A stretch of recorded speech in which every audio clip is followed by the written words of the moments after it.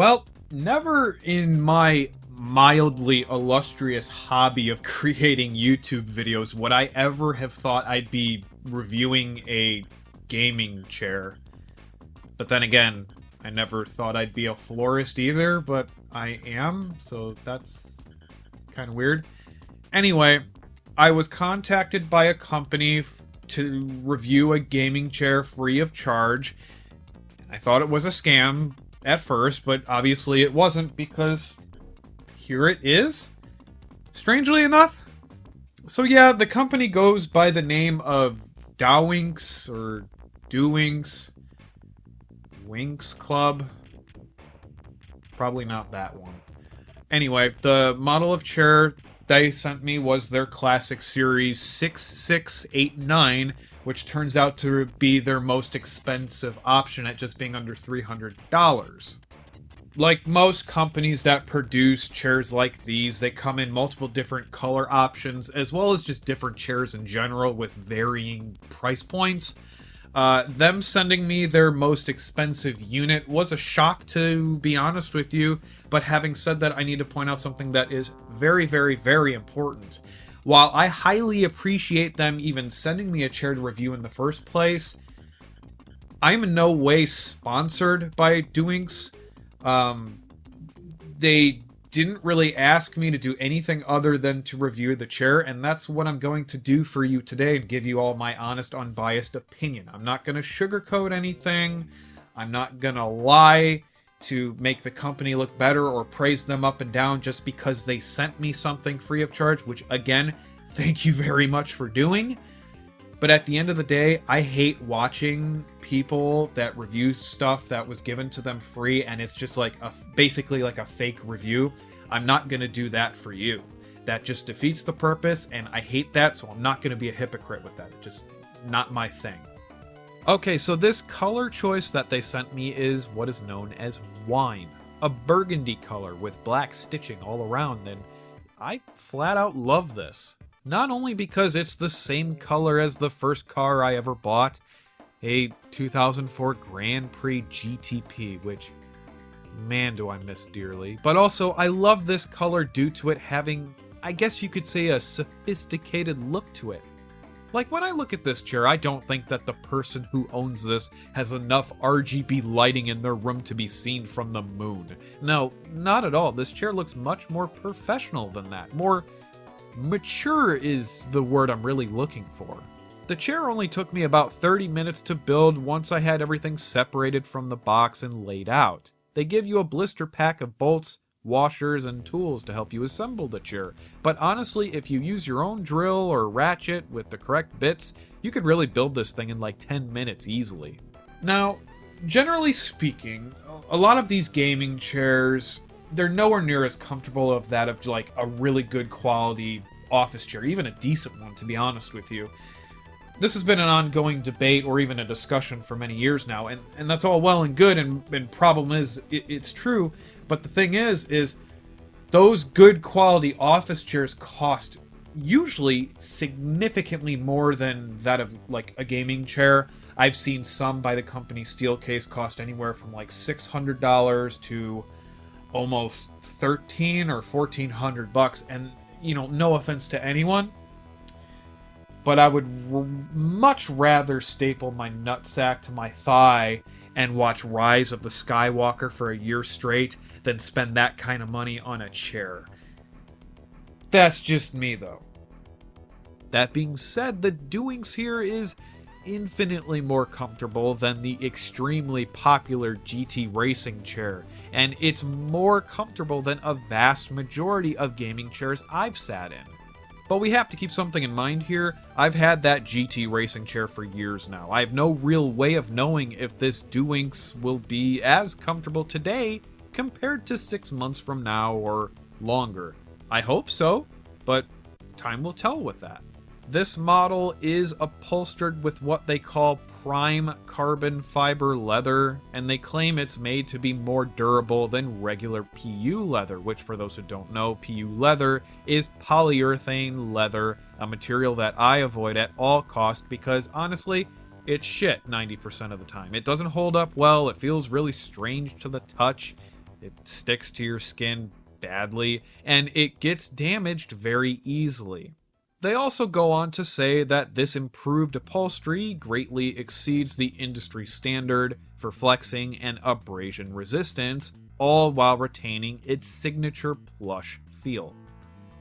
The whole prime carbon fiber thing, well, that's more than likely just a buzzword because, carbon fiber is cool and exciting, but only like a third of people even know what carbon fiber is. Now, if you don't like leather, Dowinx, I believe their 66, 68 model is upholstered with a fabric material of some type, so there's that. The armrests are different compared to most other gaming chairs I've sat in. I'm used to the ones like this that you can adjust up and down independently. The Dowinx armrests are not adjustable. They're connected to both the seat and the backrest. They do technically move when you adjust the backrest, but like I said, you can't make them go up and down to your liking, although the benefit of these particular armrests are that they are padded and very comfortable even after long periods of time. This model does come with a footrest, and, I'll be straight up with you all. I don't personally ever see myself using the thing because it really doesn't make any sense to me. I don't lay down when I play games, or edit, or even use the computer in general, and if I want to lay down to rest, well, that's what my couch or my bed is for. In fact, I don't know one person who would use this feature on even somewhat of a semi-regular basis. It doesn't really help that the footrest is nowhere near long enough. Look guys, I'm only 5'10", and it doesn't even reach the heels of my feet. Even as a slightly temporary disabled person who's supposed to really be elevating my feet, this whole footrest thing seems utterly pointless and very impractical, at least to me. Like with most of these gaming chairs, it has both a lumbar and head pillow. You don't have to use these if you don't want to. You can just, take them off or not put them on in the first place. Truthfully, the head pillow serves no real purpose for me since I rarely ever lean back in my chairs.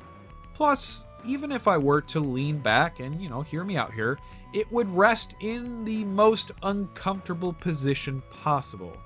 I guess it's more comfortable if I were to sit forward, basically slouching in my chair, but why would I ever do something like that on a realistic occasion? I mean, think about it. Does this look normal to you? Unless you're a kid or maybe Danny DeVito, this head pillow serves no real purpose other than to look cool or something, I don't know. Another feature I don't really understand is the lumbar pillow you'll notice has a USB cord sticking out of it. Now, why is that? Well, that's because the makers of this chair chucked a vibrator inside the cushion to massage your lower back.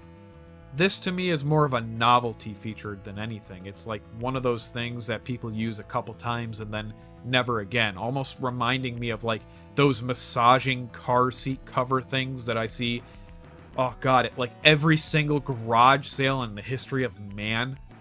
Let's talk about the build quality now. And, it's really hard to review a chair when it comes to the build quality because I don't really have any way of knowing how long this is actually going to hold up in a realistic scenario. On the surface, the chair looks really well made. The leather looks nice. The stitching is totally fine. I have no idea if the leather will start to crack or peel or whatever else.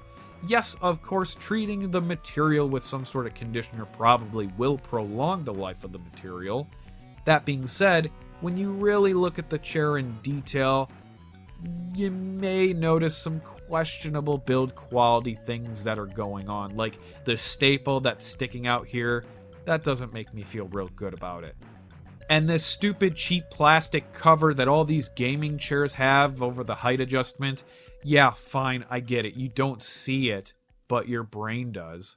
And finally, the base of the chair is made of one solid piece of plastic. And, the wheels look maybe a little on the flimsy, cheap side as well. Maybe I'm nitpicking here, and that's, fine. But the base definitely doesn't look like it belongs on a $300 chair. There's no metal on this thing at all.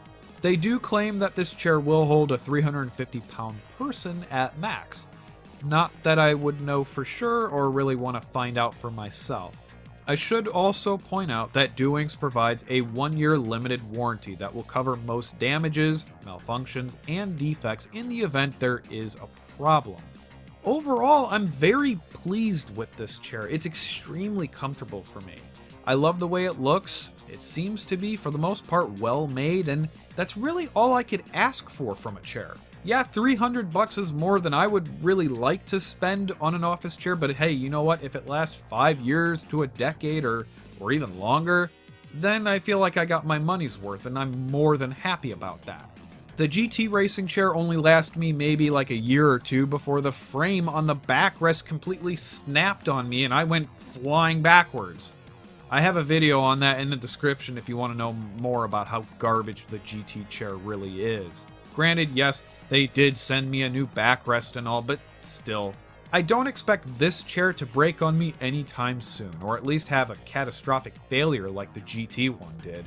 So with that, again, a huge thank you to Dowinx for sending me this product to review. That was extremely cool of them to do, and I think this is actually the very first product anyone has sent me to review, so that's a big milestone for me. That's a huge deal, even as a small channel. Alright guys, thank you so much for watching. I hope you all take care, have a great Christmas, holiday, whatever you want to call it, and honestly, please stay safe out there. I will see you next time, everyone.